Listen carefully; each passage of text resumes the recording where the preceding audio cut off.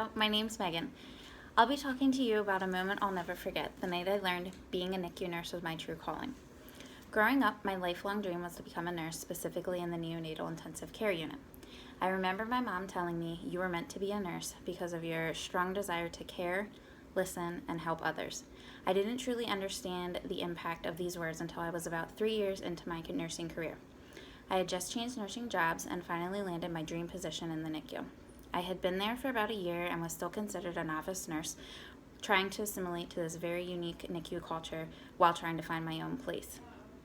I had reported to work one Thanksgiving night, had just gotten out of report, and was frantically greeted by my charge nurse, explaining that there was a 23-week pregnant mom coming to triage going back to the OR to deliver twins, and that I would be admitting one of them. I quickly began gathering all of my necessary supplies, preparing for the worst, but hoping for the best, all while trying to maintain my composure in a whirlwind of stress. The first one was born, a little boy named Cole, weighing in at less than a pound. His heart rate was low and he made little respiratory effort. He was quickly intubated and we whisked him away to the NICU. Upon entering the unit, I immediately began coding Cole with the help of several nurses, doctors, and respiratory therapists. We provided chest compressions and administered multiple doses of medication just to keep his heart rate up in time for his mother to get out of the OR and so that she could see him.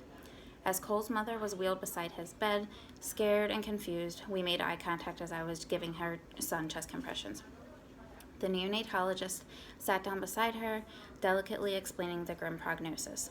She laid there, still numb for anesthesia, listening to the doctor while watching the chaos unfold in front of her, a glazed look upon her face. She looked up at me and courageously said, "You can stop. I would like to hold my son."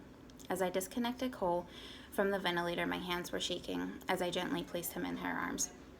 I had never dealt with death in the NICU at all. At this time, I didn't even have children of my own. What could I possibly say to this grieving mother? I had no idea. I sat down beside her in complete silence, holding her hand while I was holding back tears, admiring her beautiful baby boy. Looking back, this was such a pivotal moment in my career as I learned when someone is going through a storm, your silence is more powerful than a million empty words. Though I had felt I provided little actual nursing care as I was sitting with this mom, I had underestimated the power of true silence.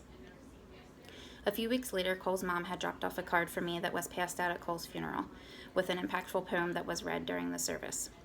She had also taken the time to write a note thanking me for everything that I did for Cole and her family. I was so taken back that this mother had taken the time to thank me after everything that she was going through. As a nurse, I feel that you try to inspire your patients, but more often you find that patients and families inspire you, as Cole's mom did for me.